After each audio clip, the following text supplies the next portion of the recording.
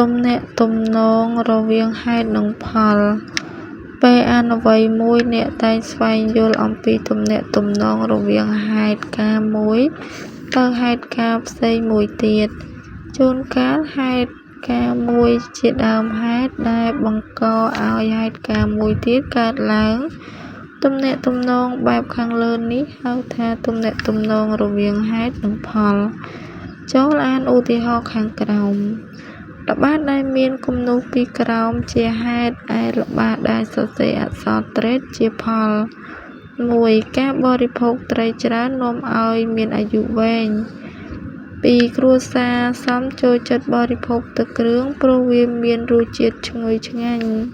3. ខ្មែរយើងតែងតែនាំគ្នាធ្វើប្រហុកផ្អកមកពីគេអាចទុកវាបានយូរអ្នកអាចស្គាល់ទំនាក់ទំនងរវាងហេតុនិងផលតាមរយៈពាក្យដោយសារព្រោះពីព្រោះទៅហេតុនេះហើយមកពីបណ្ដាលមកពីនាំឲ្យធ្វើឲ្យទំនាក់ទំនងរវាងហេតុនិងផលគឺទំនាក់ទំនងរវាងអំពើនិងផលដែលបានមក